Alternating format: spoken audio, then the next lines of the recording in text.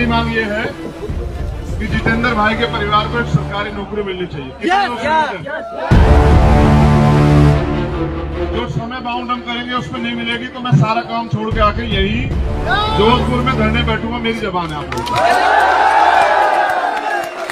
मेरे साथ आप लोग भी आओगे। गर्मी में बैठेंगे, धूप में आओगे, बैठेंगे धूपे कैसे आओगे।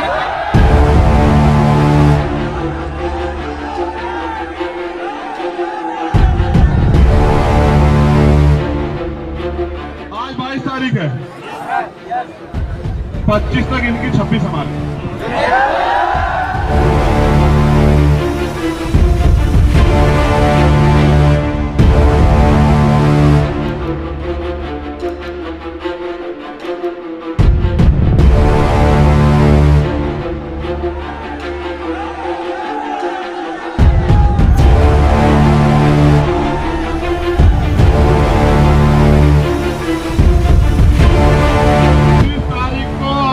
दोनों मांगे पूरी नहीं हुई तो 26 तारीख को शाम को यहाँ धरना रहेगा और धरना यहाँ से मार्च लेके जयपुर जाएगा मुख्यमंत्री आवास से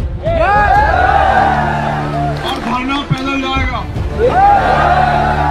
गाड़ी से नहीं जाएंगे, पैदल जाएंगे। चलोगे? यहाँ के पता लगा कि ये पाली वो जिला है जिसमें आज भी पुरोहितों के घर के सामने से हमारी महिलाएं जो है ना वो चप्पल और जूते हाथ में लेके जाती हैं। कई गांव यहाँ ऐसे जहाँ से मोटरसाइकिल से नहीं गुजर सकते हैं वंचित वर्ग के लोग। ये आजाद भारत है, अगर किसी को लगता है कि ये गुलामी यहाँ चलेगी तो नहीं चलेगी। और इस पर जो भी चुप है वो अन्याय को सह रहा है, वो गुलाम। हम गुलाम नहीं है, ये अन्याय यहाँ से बंद होगा।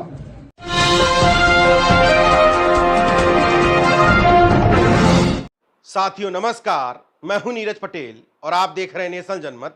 राजस्थान पहुंचे आजाद समाज पार्टी के राष्ट्रीय अध्यक्ष और भीम आर्मी प्रमुख चंद्रशेखर आजाद के साथ जो लाखों लोगों का हुजूम आप देख रहे थे, ये हुजूम उन लोगों का था जो चलने फिरने, उठने बैठने, खाने पीने, पहनने ओढ़ने में मानव की बराबरी देखना चाहते हैं। ये हुजूम उन लोगों का था जो न सिर्फ आत्मसम्मान स्वाभिमान के साथ सर उठा करके शान से जीना चाहते हैं, बल्कि इस हुजूम के साथ चंद्रशेखर आजाद के माध्यम से संदेश भी देना चाहते हैं कि अगर तुम हमें छेड़ोगे तो छोड़ेंगे नहीं।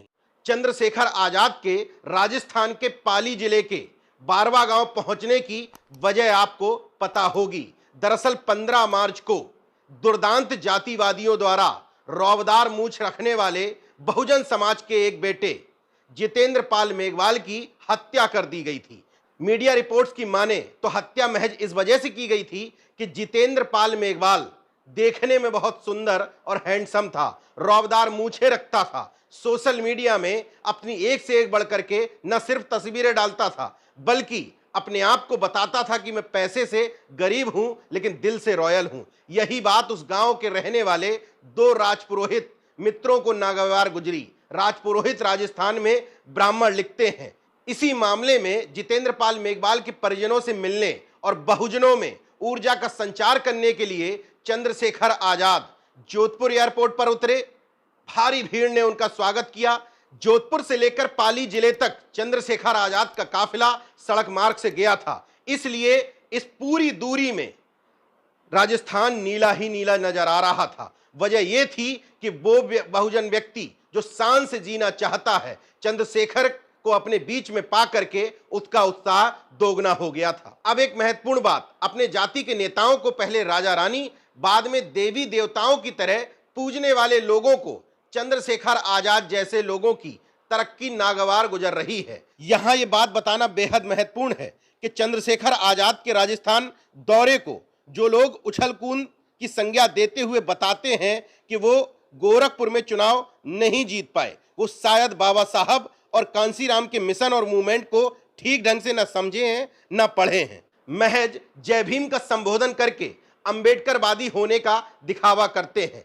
वो बाबा साहब जिनको संविधान निर्माता कहा जाता है, 1950 में संविधान के लागू होने के बाद 1952 में देश में पहला आम चुनाव यानी कि लोकसभा का चुनाव हुआ था। उस चुनाव में बाबा साहब महाराष्ट्र की बंबई उस समय कहा जाता था, शहर उत्तरी सीट पर चुनाव लड़े थे, हार गए थे। इसके बाद 1954 में बंडारा लोकसभा सीट पर उपचुनाव फिर से लड़े, सिर्फ हारे ही नहीं बल्कि तीसरे नंबर पर रहे थे। इसके बाद 1956 में जब तक दूसरा आम चुनाव आता उससे पहले ही उनका निधन हो गया था। मतलब संविधान के रचयिता बाबा साहब अपने जीवन काल में कोई भी लोकसभा का चुनाव नहीं जीत पाए थे।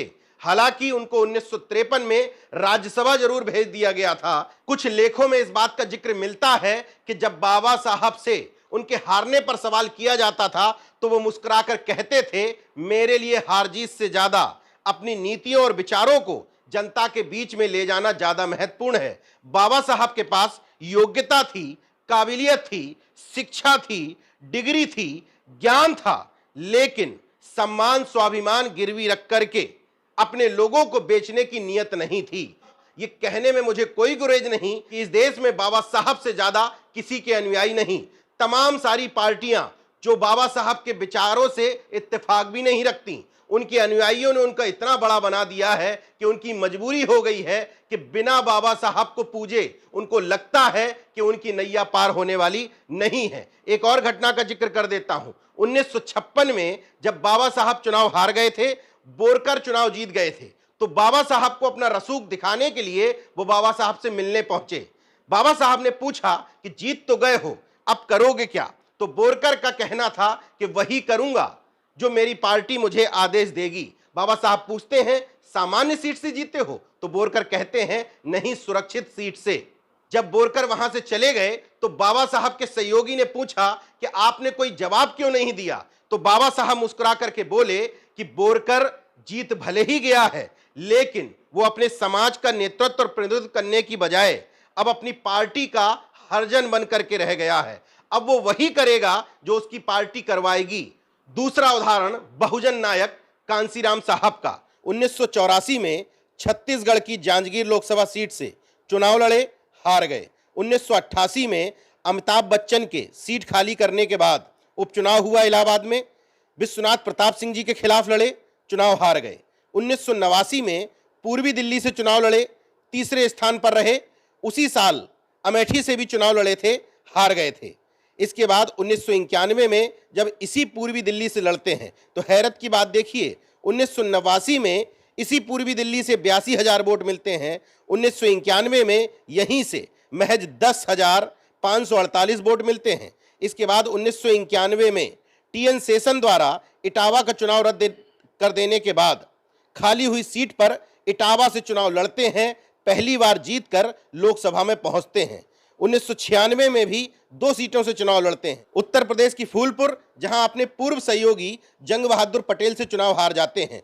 दूसरी सीट पंजाब की होशियारपुर, वहां से चुनाव जीत जाते हैं। 1998 में जब चुनाव होते हैं तो सहारनपुर की लोकसभा सीट से चुनाव लड़ते हैं, हार जाते हैं। इसके बाद 1998 में ही राज्यसभा चले जाते हैं। इसके बाद कोई भी चुनाव लोकसभा का नहीं लड़ते हैं। ये दोनों ही नहीं, राम मनोहर लोहिया, मोरारजी देसाई, दीनदयाल उपाध्याय, नरेंद्र देव, अटल बिहारी वाजपेयी समेत एक ऐसी प्रधानमंत्री जिसके लिए कहा जाता था India is Indira, Indira is India, वो भी अपना चुनाव हारी।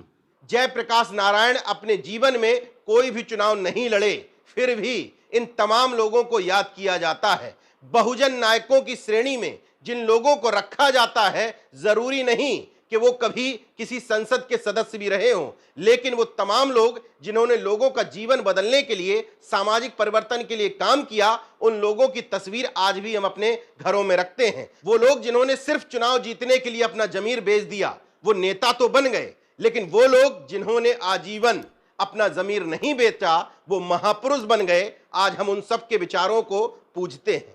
खुद को कांसीराम साहेब का अनुयायी बताने वाले तमाम सारे लोग ये तो कहते हैं कि साहेब ने कहा था कि राजनीति ही तमाम सारे तालों की मास्टर कुंजी है, यानी कि चाबी है, लेकिन ये नहीं कहते कि उन्होंने कहा था कि बिना सामाजिक परिवर्तन के हुआ राजनीतिक परिवर्तन बहुजनों के किसी काम का नहीं है। ऐसा नहीं है कि सदन में पहुंच करके अपने लोगों के मुद्दे और हक हुकूक की बात करने का कोई मोल नहीं है, उसकी अपनी एक महत्वता है, लेकिन केवल चुनाव की जीत हार से यह तय नहीं हो सकता कौन समाज का दलाल है और कौन जननेता है। देखते रहिए नेशन जनमत, जागरूक और सजग बने रहिए। जय विज्ञान, जय संविधान, जय लोकतंत्र। धन्यवाद।